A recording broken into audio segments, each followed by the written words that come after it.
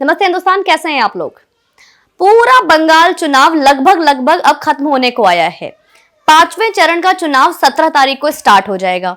लेकिन अब जाकर मैं पूरे बंगाल का ग्राउंड रिपोर्टिंग करके दिल्ली वापस आ गई, लेकिन मजा नहीं आया, जरा सा भी मजा नहीं आया। क्योंकि मेरा इंटरेस्टिंग कैरेक्टर जिससे मेरे दिन की शुरुआत होती है, जिसको यूं कहूं कि हिंदुस्तान में कपिल शर्मा को कोई देखे ना देखे, पर उस शख्स को लोग देखना और सुनना दोनों ही पसंद करते हैं।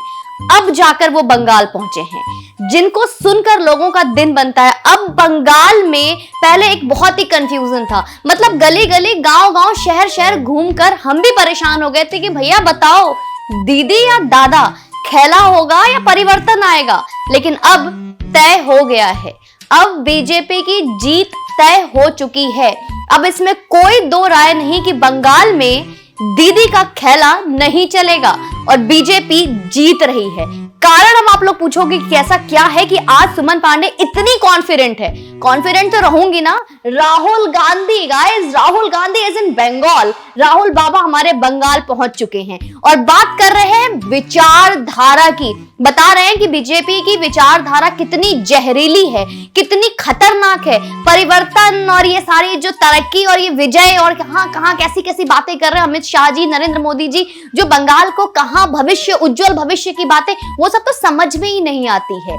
बंगाल में जिस टाइम बीजेपी ने एंट्री ली, जिस वक्त बीजेपी ने एंट्री ली, जिस वक्त बीजेपी की विचारधारा बीजेपी की बंगाल में आई है, उसी वक्त बंगाल का सर्वनाश तय है, ऐसा हमारे राहुल बाबा का मानना है।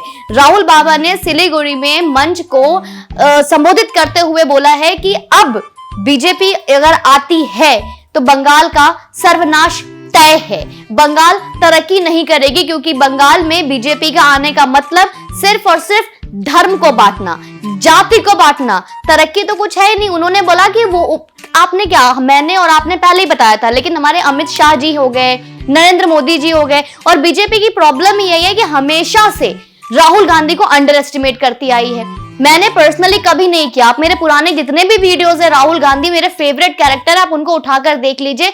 मैंने राहुल बाबा के टैलेंट को कभी अंडर एस्टिमेट नहीं किया, क्योंकि मुझे पता है एक वही शख्स है जो भारत के किसानों के बारे में भी इटली में स्पा कराते हुए भी सोचता है, लेकिन सोचता तो है, ट्वीट तो करता है। वो शख्स कहता है कि बीजेपी अगर बंगाल में आ जाती है तो यहाँ पे सिर्फ और सिर्फ धर्म और जाति खेलेगी। ये अलग बात है कि वहां पे सारे नेतागण इंक्लूडेड हमारी बंगाल के सुप्रीमो साफ साफ बोलती हैं, जो सिर्फ अब कहने मात्र को अल्पसंख्यक रह गए हैं, बोलती हैं सब एकजुट हो जाओ, अल्पसंख्यक एकजुट हो जाओ और नहीं तो गलत होगा, और एकजुट होकर वोट कर दो। और एक तरफ एकजुट होने का संदेशा आता है, एकजुट होने के लिए हमारी सुप्रीमो बोलती हैं, दूसरी तरफ बिहार के अश्विनी कुमार को एकजुट होकर मार दिया जाता है। इशारा कहां से मिलता है वो बताने की मुझे लगता है जरूरत नहीं है। इसके अलावा मैं और बताऊंगी कि उन्होंने क्या बोला है। सिलीगुड़ी महाकमा के माटीगढ़ी नक्सलबाड़ी विधानसभा क्षेत्र के कांग्रेस उम्मीदवार शंकर मालाकार और फांसी देवा के समर्थन में यह जनसभा आयोजित की गई थी। इतना ही नहीं, इसे संबोधित करते हुए राहुल गांधी ने आगे ये कहा है कि भाजपा, और आज भाजपा के साथ साथ आरएसएस को भी ले लिया गया है, कि भाजपा, आरएसएस और मोदी जहां भी जाते हैं वहां नफरत फैलाते हैं। भाईचारे की बात, जोड़ने की बात वे तो कर ही नहीं सकते, एक हिंदुस्तानी को दूसरे हिंदुस्तानी से लड़वाते हैं। अब जरा इस लाइन को ना पकड़ के रखिएगा, एक हिंदुस्तानी और दूसरे हिंदुस्तानी को लड़वाते हैं। अब मुझे यह बताएं कि हिंदुस्तान में एक हिंदुस्तानी कौन है और दूसरा हिंदुस्तानी कौन है। यहाँ पे आप जो कहना चाहते हैं राहुल बाबा, वो जो बंगाल में जिन लोगों को आप बेवकूफ समझते हो, जिनको कि लोग भिखारी कहते हैं, जिनको कि आप जैसे लोग वोट बैंक बनाते हैं, वहां पे आप बेवकूफ बनाने में कामयाब नहीं होंगे, क्योंकि ये वही लोग हैं जिन्होंने निर्णय बना लिया है कि ममता दीदी को क्लीन बोल्ड करना है, और कांग्रेस का तो कहीं नाम ही नहीं। और वहीं पे इन्होंने सिर्फ और सिर्फ मोदी जी को नहीं और बीजेपी को ही नहीं, ममता बनर्जी के ऊपर भी निशाना साधा है। वो ज्यादा ही इंटरेस्टिंग है। ममता बनर्जी को निशाना साधते हुए कहते हैं कि उन्होंने ये भी कहा कि साल भर पहले, ये प्रेडिक्शन भी बहुत इंटरेस्टिंग है दोस्तों, ये तो आप मिस ही नहीं कर सकते। राहुल बाबा ने बोला कि जब पिछले वर्ष में कोरोना आया था, जब पिछले वर्ष कोरोना महामारी आई थी, तो उन्होंने पहले ही बोल दिया था, ये पहले ही उन्होंने प्रेडिक्शन कर दिया था, भविष्यवाणी कर दी थी। नरेंद्र मोदी जी हमारे प्रधानमंत्री कब सीरियसली लेंगे राहुल बाबा को? राहुल बाबा भी इसी बात से परेशान है। मैं भी यही रिक्वेस्ट करूंगी, हाथ जोड़कर विनती करूंगी अपने प्रधानमंत्री से कि किसी को आप सीरियसली लो मत लो, लेकिन राहुल बाबा को लो, क्योंकि राहुल बाबा ने पिछले वर्ष ही प्रेडिक्शन कर दी थी एज पर राहुल गांधी कि ये महामारी और भी तेजी से आएगी, इसमें और भी बढ़ोतरी होगी। पिछले वर्ष तो कुछ भी नहीं हुआ, अभी और भी लोग मारे जाएंगे। उन्होंने बोला किस तरीके से बेवकूफ बनाया है हमारे प्रधानमंत्री ने। कोरोना की दवाइयां जहां हर गली में, हर शहर में हिंदुस्तान को छोड़कर यूं बट रहे थे, लेकिन हिंदुस्तान में क्या हो रहा था? ताली बजवाई जा रही थी, थाली बजवाई जा रही थी, घंटी बनवाए जा रहे थे, शंख बजवाए जा रहे थे, और इन सब से क्या कोविड भाग जाता? ये अलग बात है कि हिंदुस्तान ने अपने देश के अलावा कई और देशों की मदद की कोरोना वैक्सीनेशन से। ये अलग बात है कि अलग देश के प्रधानमंत्री और प्रेसिडेंट ने भी विनती की, धन्यवाद किया और साधुवाद किया हमारे प्रधानमंत्री को, क्योंकि हमारे वैक्सीनेशन वहां पे काम आई। लेकिन ये महामारी है तो फिर वही बात होगी ना कि बच्चा अगर नहा रहा है और उबला हुआ पानी, अगर पानी गर्म है, बच्चे को सेंसिटिव स्किन में, अगर स्किन में कोई प्रॉब्लम हो गई तो उसकी मां भी वहीं कोसेगी कि नरेंद्र मोदी प्रधानमंत्री पता नहीं क्या करता है। वही हमारे राहुल बाबा हैं। तो राहुल बाबा ने बोला कि ये महामारी जो है इसका वजह भी नरेंद्र मोदी है। आज उत्तर प्रदेश में इतनी लाशें हैं कि लाशों को रखने की भी जगह नहीं है। ये नरेंद्र मोदी के साथ साथ उन्होंने योगी आदित्यनाथ पर भी निशाना साध दिया है, क्योंकि अब उन्हें यह भी पता है कि गंगा की बेटी, हमारी गंगा बेटी, अब प्रियंका जो उनकी बहन है और खुद बरेली खेलने वाले हैं। उत्तर प्रदेश का चुनाव भी करीब है, तो अब इतने दिनों के बाद, इतने वक्त तक जहां 4 चरण के चुनाव हो चुके हैं, तब तक एक बार न उनकी बहन आई, न राजमाता आई, न वो खुद दिखाई दिए। लेकिन अब 5वें चरण के चुनाव जब लगभग चुनाव खत्म होने को आया है, तब जाकर इनको बंगाल की जनता का दर्द दिख रहा है। और वहां पे ये बात करते हैं कि वहां भाईचारा और एक हिंदुस्तानी और दूसरे हिंदुस्तानी को लड़वाया जा रहा है। ये एक हिंदुस्तानी कौन है और दूसरा हिंदुस्तानी कौन है, ये लॉजिक आपको समझ में आ जाए तो मुझे कमेंट सेक्शन में बताइएगा। इसके अलावा और उन्होंने बोला कि नरेंद्र मोदी ने जो भी कुछ बोला है आपसे, देश भर में आज हालत खराब है, मतलब देश भर में हालत खराब है और इसका इकलौता जिम्मेदार नरेंद्र मोदी है। देश में कोविड आया, इसका जिम्मेदार इकलौता नरेंद्र मोदी है। देश में महामारी है, इसका जिम्मेदार नरेंद्र मोदी है। इतनी मोहब्बत क्यों है हमारे प्रधानमंत्री से, हमारे राहुल बाबा को? ये बातें मेरे और आपके भी समझ में नहीं आई होगी, मैं लिख के देती हूं। इसके अलावा राहुल गांधी ने यह भी कहा कि देश की अर्थव्यवस्था चरमरा गई है। देश की अर्थव्यवस्था चरमरा गई है, इस बात का भी उनको दुख है, खेद है। आपको इससे क्या प्रॉब्लम है, इस बात को मैं समझ नहीं पाई। आपकी अर्थव्यवस्था तो इटली से आती है, आपकी नानी के घर से आती है। देश की अर्थव्यवस्था से उन पर कितना असर पड़ा है वो मैं आपको बताती हूँ। अगर आपको याद होगा, जब यहाँ पे नोटबंदी हुई थी तो देश का सबसे गरीब नागरिक को इसमें लाइन में खड़ा हुआ था, एटीएम के लाइन में। उन्होंने पैसे निकाले थे, लगभग मुझे जहां तक याद है 500 से 2000 रुपए का नोट निकाला था राहुल गांधी ने, जब नोटबंदी हुई थी।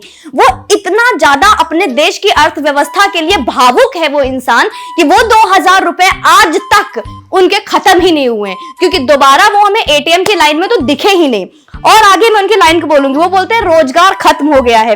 इसके लिए कांग्रेस ने क्या किया है इस बारे में तो आपको भी पता है। बेरोजगारी बढ़ गई है, महंगाई बेलगाम हो गई है। इसके अलावा उन्होंने जो आरोप लगाए हैं वो अब मैं बताऊंगी कि ममता बनर्जी पर उन्होंने क्या आरोप लगाए हैं। ममता बनर्जी को कोसते हुए कहते हैं कि कहीं मंच पर आकर वो कह सकती है कि उन्होंने लोगों को रोजगार दिया है।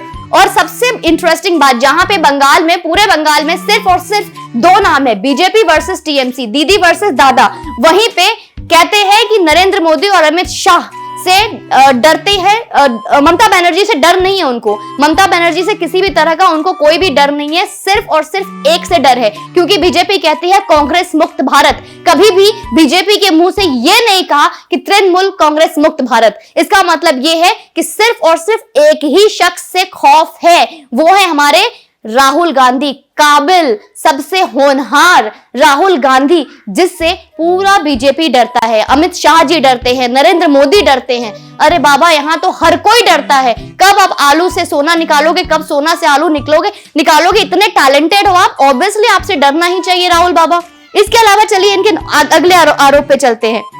उन्होंने इसके अलावा यह भी बोला है कि उनसे लड़ाई तो सिर्फ कांग्रेस से है। कांग्रेस सिर्फ एक संगठन नहीं है, कांग्रेस एक विचारधारा है। अब ये बात वो बोलना चाह रहे थे कि बीजेपी एक विचारधारा है, लेकिन उन्होंने आज संगठन के साथ साथ कांग्रेस को भी एक विचारधारा बोला। अब उसको बराबर करने के लिए कहते हैं वे विचारधारा की लड़ाई है। उनकी विचारधारा ने हमारे सबसे बड़े नेता, अब इस पे ध्यान दीजिएगा, अब महात्मा गांधी जो हमारे राष्ट्रपिता हैं, अब राष्ट्रपिता सिर्फ अब कांग्रेस के पिता बन के रह गए हैं, सिर्फ और सिर्फ कांग्रेस के ही नेता बन के रह गए हैं। जिन राष्ट्रपिता की याद में हर 2 अक्टूबर को छुट्टियां मनाई जाती है, हम नमन करते हैं उन राष्ट्रपिता को आज राहुल गांधी ने हमारे पार्टी का नेता बना दिया। आज राहुल गांधी ने यह स्टेटमेंट दिया है कि हमारे कांग्रेस के सबसे बड़े नेता महात्मा गांधी को भी इन लोगों ने हमसे छीन लिया।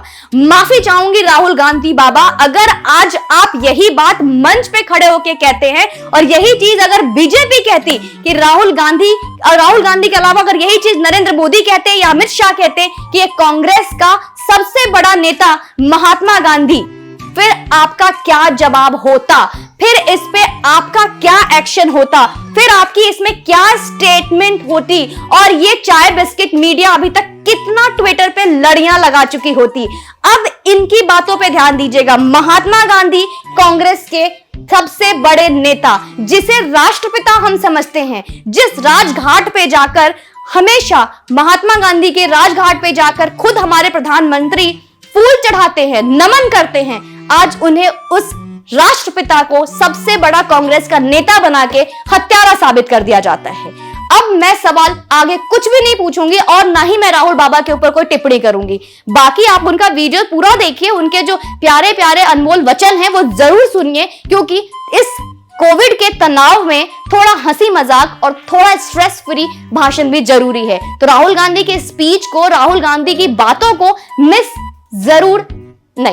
ना करें। जय हिंद, वंदे मातरम। कमेंट सेक्शन में मुझे आपके एक एक बातों का जवाब चाहिए।